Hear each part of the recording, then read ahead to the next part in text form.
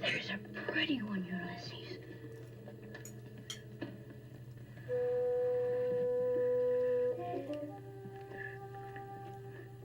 There it is. Hello, I'm Sean the Book Maniac. Welcome back to my channel. Today I'd like to tell you about the first gay man I ever met. His name was Neil Richards, and he died 10 days ago, I just found out.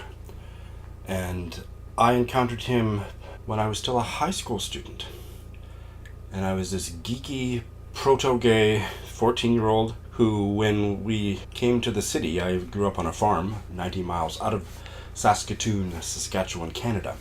And when we came to the city, I took advantage of that to indulge myself in the hobby I was most passionate about as a 12-year-old, 13-year-old, up until I left high school. Genealogy. I was obsessed with genealogy at that period of my life, and actually became a certified professional genealogist at the age of 17.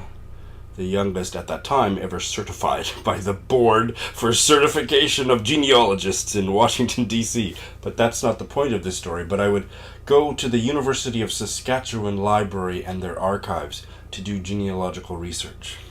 And I remember it was some of my first time ever using a computer. It was this library has a computer. This was like 1982, or I graduated in 1984, so maybe 1979, 1980 is when I first started spending days on end at the university library. And it was also a sexual awakening for me, because I would see all these beautiful 19, 20, 21-year-old men everywhere, and it was fabulous. And I was so deeply closeted and hated that part of myself so deeply that it also was very anxiety-provoking. And I remember seeing one of the librarians simpering around the library. He was the most effeminate, swishy guy I'd ever seen, and of course I knew he was gay. I mean, how could he not be gay? He just kind of minced through the library back and forth, and I always kept my eye on him. I wasn't attracted to him, it wasn't that, it was just like, he's so obviously gay, oh my god.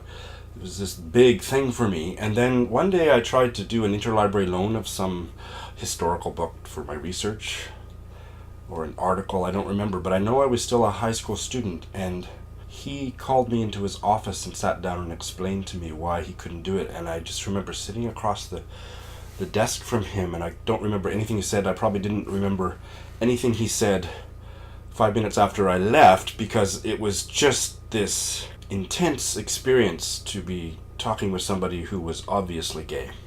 I think during those years I also did at least once, go up to the section of the library, which was like a five-floor building, into the section on sexuality and perused some of the books on homosexuality. But I think I only did it for about 2 minutes, and I was so anxious looking this way and that I didn't get very far. I didn't do much research that way. Then I graduated high school and attended that university, and Neil, his name, this is the guy who just died. Neil was still there. He was on staff at the library from 1972 until he retired in, I've forgotten, maybe he retired in about the year 2000 or something. He was 68 or 9 when he died last week, or 10 days ago. And my sexual feelings and yearnings intensified as I became a young man, and I would gravitate to that. Well, this is how it started. You know how the closet case can be the biggest homophobe, or tell all the gay jokes? And I was like that. I had been like that since I was in high school. I told these horrible gay jokes all the time. And as a practical joke on some of my so I was still closeted. Everybody assumed I was just a straight virgin. My guy friends at university, I would play a joke on them by taking these books about homosexuality. Just for example, How to Tell Your Mother You're Gay. And I would take them off the shelf, and I would put them in their backpack, in their bag. And they didn't know. So then when they would leave the library, this unchecked out library book would set off the beep, beep, beep at the desk. And they'd say, I don't have any library books. And they'd open their bag and they'd pull out this book, How to Tell Your Mom You're Gay, and be horribly humiliated in front of the security guard. So this was what I thought was really funny, and, you know, in a sense it was, but it was also just showing how screwed up I was, right? So I used to do it all the time to my guy friends. And then they'd do it to me and blah, blah, blah. It was just this running joke. But once or twice, it didn't work. It didn't set off the sensors because it was packed between two other books and the sensor didn't detect it. The alarm didn't go off.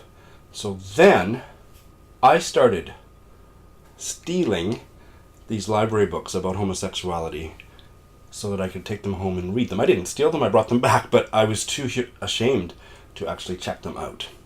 But I packed them between two other books in my backpack and, take them home, surreptitiously. Thus I began to educate myself about homosexuality, and it soon became apparent to me that almost all of the books on homosexuality in the University of Saskatchewan Library had a bookplate in them, Ex Libris, Neil Richards.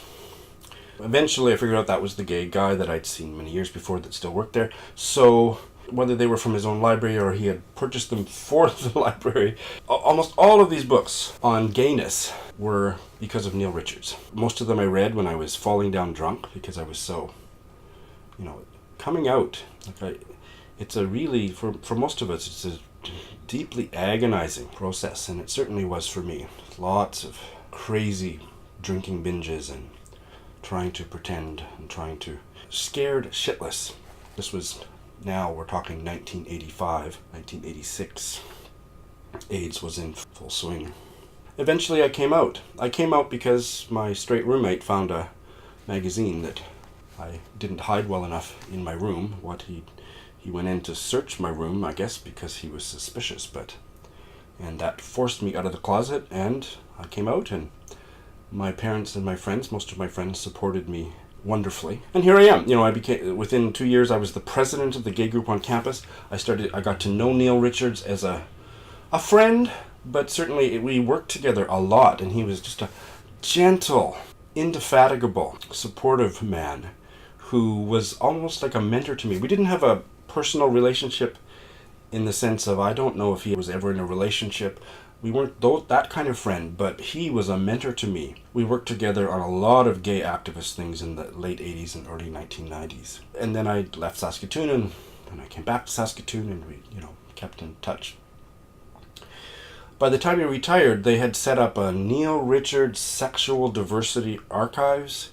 I think that's the title. I'll put it at the bottom. I don't think it's exactly right. At the University of Saskatchewan, which, again, he had amassed all of this archival material on the history of the gay community in Saskatchewan.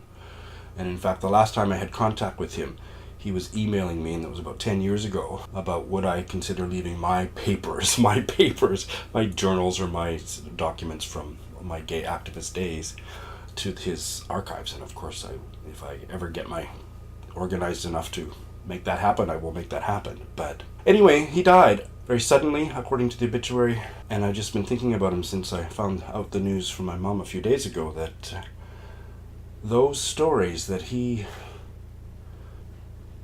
put into my hands saved my life.